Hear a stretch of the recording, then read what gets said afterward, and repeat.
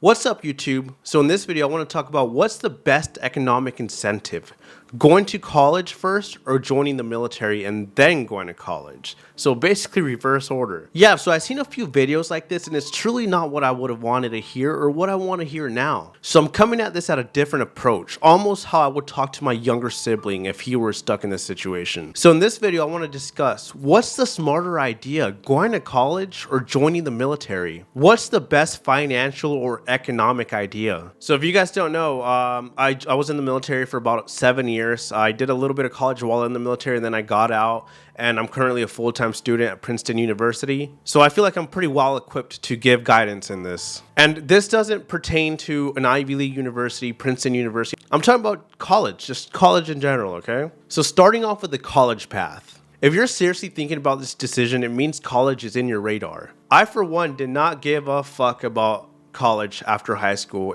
To me, it was I'm joining the military or I'm gonna die. Like, to me, it was I'm joining the military. I want nothing else in life. All I want to do is join the military. That's all I cared about. I thought college was a complete waste of time. I was like, who the fuck goes to college?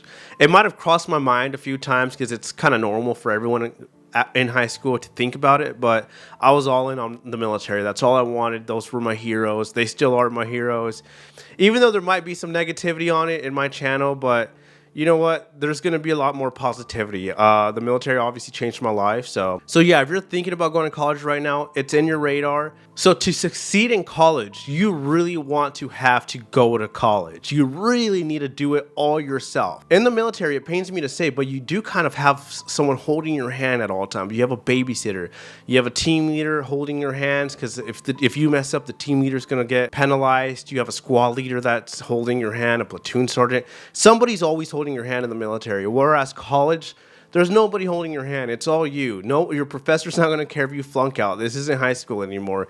It's all on you. So chances are, if you're really thinking about it and you're not sure you want to go to college and you kind of want to go to the military, I would say go to the military, because I still believe you can be successful if you're second guessing it. But I have seen guys in the military that flunk out of college and now they're in huge student debt, and the military is not too transparent on how they do cover the student debt, so be careful with that. You could be paying back scholarships. It could be a total nightmare. So you really need to want to go to college and succeed in college if you're going to go to college. So according to recent data by Job Era, the average starting salary for a recent college graduate is $60,000. So let's consider an E3 in the military.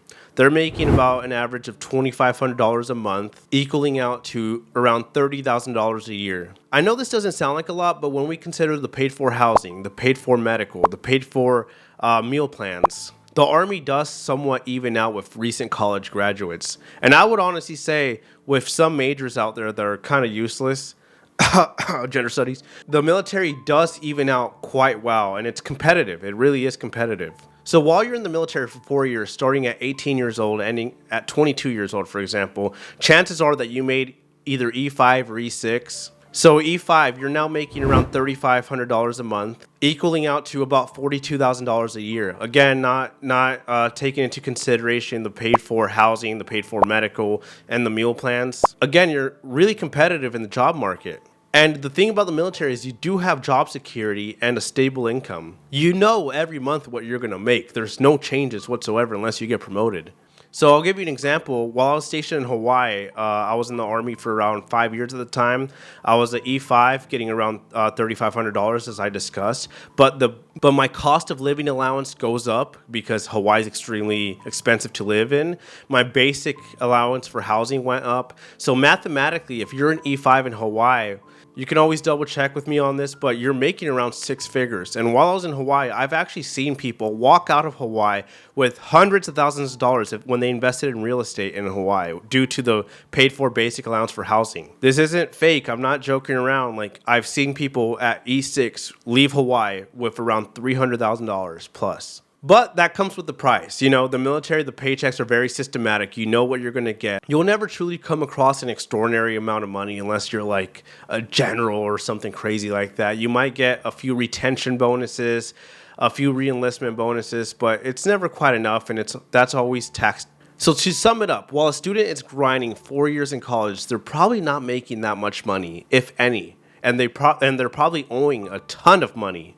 But for the military member that's in for 4 years, going from E1 to E5 or E6, they're systematically grinding. You're making money. And if you're being smart with your money, you've saved up a few $1,000s. I heard about a girl that was in Air Force BMT, and by the time she was in tech school, she already had around $10,000 saved up. She wasn't even in her unit yet, and she already had $10,000 saved up. There is money to be made in the military.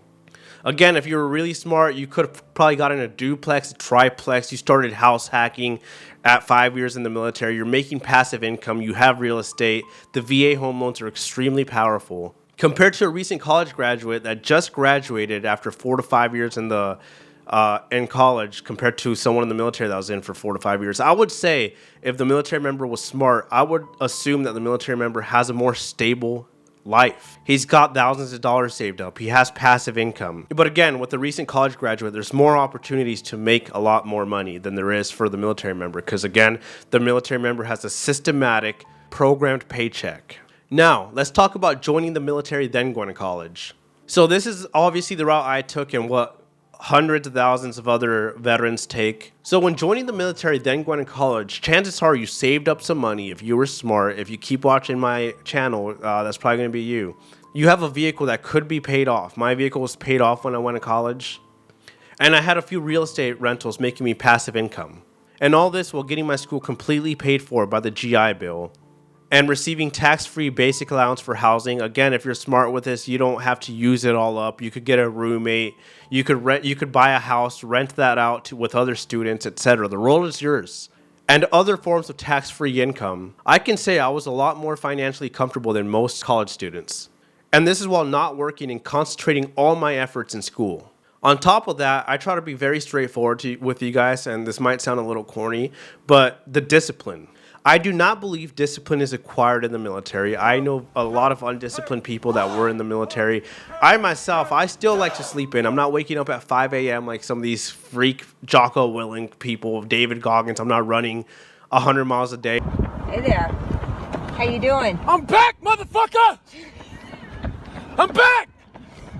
All of this fucking solitary. I still suffer from a few undisciplined habits, but for the most part, I'm a little bit more disciplined. And I don't think that acquired from the military. I do think you're either born with it or not.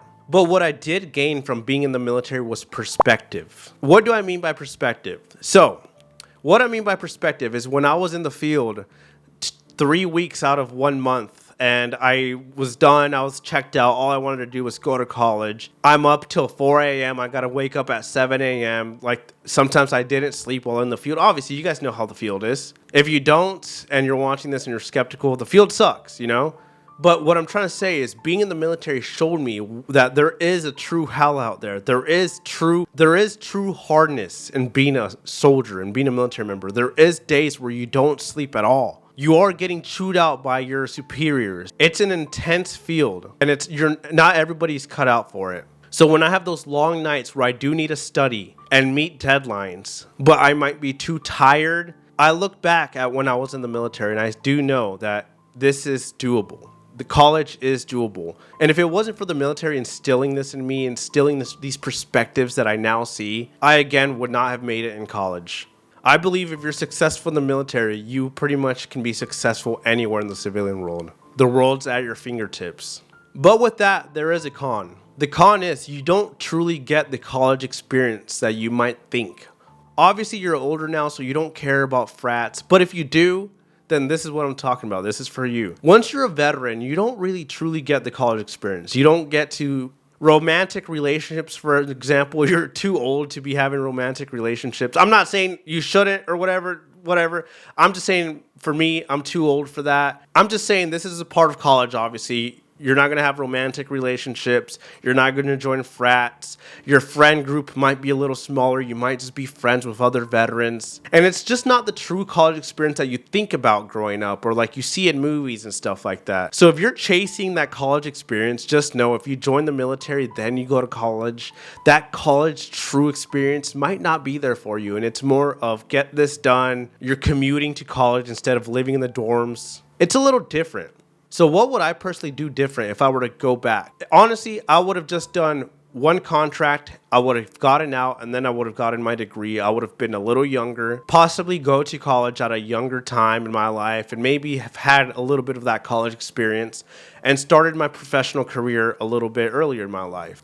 So that's another thing. I do believe your life starts once you truly graduate college. And this is not for everyone. Obviously, trades. I made a YouTube video on trades, why I think they're probably the best base after the military. But personally, in my opinion, I don't think my life's truly going to start until I finally graduate from college. And that's where my career starts. So I would have liked to have this a little bit earlier in my career. So if it were up to me, I would have done a 4-year stint, 3 to 4 year stint, gotten out, gone to college, and started off my career a little bit earlier. That's the only piece of advice I would give to myself going back, and that's the piece of advice I'm giving you. Unless you truly love the military, etc., if you want to stay in another contract to get financially stable, more power to you.